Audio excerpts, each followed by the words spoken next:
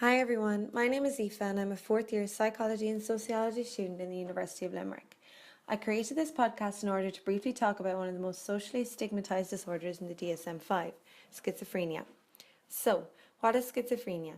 Schizophrenia is a mental disorder which affects a person's thoughts, emotions and behaviour. It is characterised by a combination of positive, negative and disorganised symptoms. Positive symptoms refer to things that may start to happen in relation to the disorder, such as hallucinations and delusions. Hallucinations are sensory experiences in which the individual can hear, see, smell, or taste something that isn't really there. These experiences are reported by around 70% of sufferers. Delusions are false beliefs which form as a result of a misinterpretation of perceptions and persist even when the individual is presented with contradictory evidence. Delusions are experienced by around 75% of sufferers. The main delusions found in those experiencing psychosis are persecutory, grandiose, jealousy, guilt, religious, special powers, and somatic delusions. Negative symptoms refer to things that may stop happening with the diagnosis of the disorder, such as flattening of affect, lack of verbal fluency, inability to carry out day-to-day tasks, decreased pleasure, and lack of interest in social interactions. Disorganised speech, thought, and motor behaviour characterise the disorganised cluster of symptoms. Sufferers experience abnormal or inadequate speech patterns and sometimes reply to questions in an irrelevant and nonsensical way, which is often referred to as a word salad. Behaviour may also appear to be childlike or inappropriate. So, who does it affect? Schizophrenia has a 0.5% prevalence rate across the population, meaning 24 million people worldwide are diagnosed, and it typically affects more males than females. The age of onset is usually between 20 to 39 years, and it is also diagnosed in males earlier than females. In order to discover the contributing factors to schizophrenia, it is essential to highlight the roles of our genes and levels of dopamine. It has been found that first-degree relatives of individuals diagnosed with schizophrenia are 10 times more likely to develop psychotic symptoms than those who have no schizophrenic first-degree relative. This suggests some basis for the role of our genes in the development of the disorder. The dopamine hypothesis suggests that the excess activity of the neurotransmitter dopamine, which is responsible for our reward system and happy and motivated feelings, is related to the development of the symptoms of schizophrenia. However, in this podcast, I will focus further on a cognitive approach to explain the symptomatology of the disorder.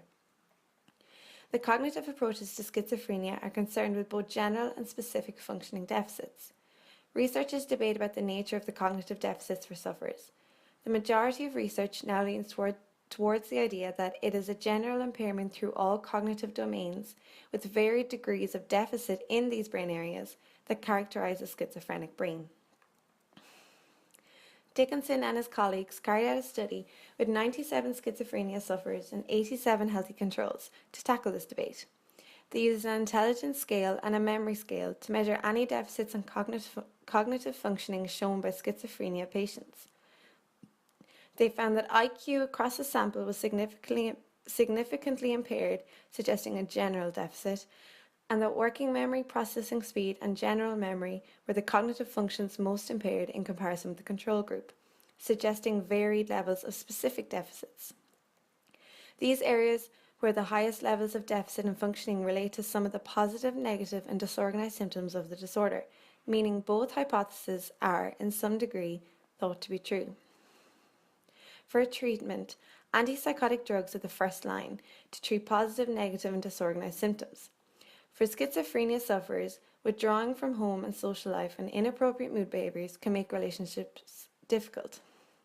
Social skills training can teach sufferers certain skills to overcome aspects of their symptomatology in order to interact appropriately and maintain relationships. It is hugely important for family and friends to understand the symptoms and nature of schizophrenia in order for treatment to be fully effective. Cognitive behavioral therapy also teaches sufferers to reattribute their delusions to normal daily events and to understand the nature of their intrusive thoughts. So, to conclude, in this podcast I've outlined the symptoms and prevalence of schizophrenia. I've discussed the neurobiological and genetic roles in the disorder, as well as highlighting a cognitive approach to the disorder with its implications for treatment and everyday life. And with that, I will say goodbye and thank you for listening to my podcast.